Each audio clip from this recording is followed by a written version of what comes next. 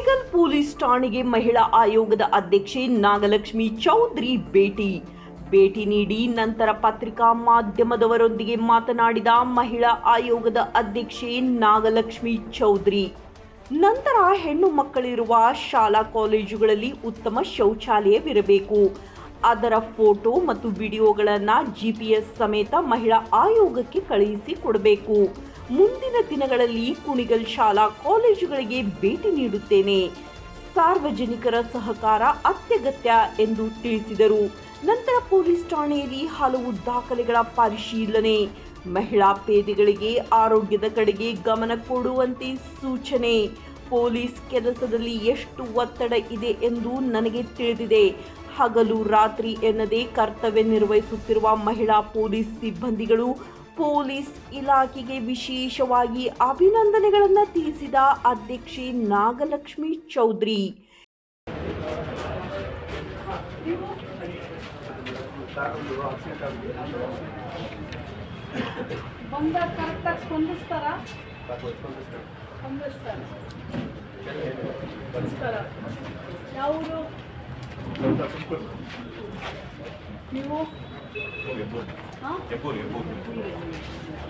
ನೀವು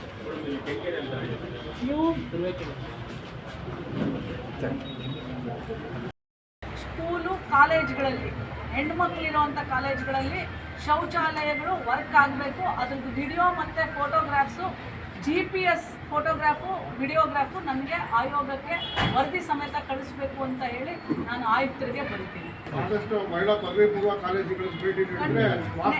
next time ಬರ್ತೀನಿ. ಅಲ್ಲ, ಎಲ್ಲ ಕಡೆ ಹೋದ್ರು ನಾವು ಕಾಲೇಜ್ಗೆ ಹೋಗ್ತೀನಿ. ಕುಣಿಗಲ್ಲಲ್ಲಿ ಕಾಲೇಜ್ ಮಿಸ್ ಮಾಡ್ಬಿಟ್ಟಿದ್ದೀನಿ. ಸಾಧ್ಯವಾದ್ರೆ ಒಂದು ವಿಸಿಟ್ ಹಾಕಿ. ನಾನು ನೀವು ನೋಡಿರ್ಬೋದು, ಎಲ್ಲ ಇಡೀ ಊರನ್ನೇ ಬದಲಾವಣೆ ಮಾಡಿದೀವಿ ನಾವು. ಜನರು ಇದು ಬೇಕು ನಮಗೆ, ಜನರುಗಳ ಸಹಕಾರ ಬೇಕು.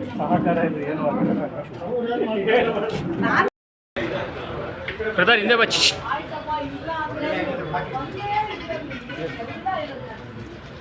ಎಮರ್ಜೆನ್ಸಿ ಹೆಲ್ಪ್ ಲೈನ್, ಮಹಿಳಾ ಹೆಲ್ಪ್ ಲೈನ್, ಮಕ್ಕಳ help line, legal service, cyber help line, police station, ಎಲ್ಲರಿಗೂ ಒಂದು ಅದು ರಾಜ್ಯ ಮಹಿಳಾ ಆಯೋಗ ಹಾಕಿದ್ದಾರೆ. Thank you. ಅಟ್ಲೀಸ್ಟ್ ಮಹಿಳಾ ಆಯೋಗ ಹಾಕಿರಲಿಲ್ಲ. Very happy.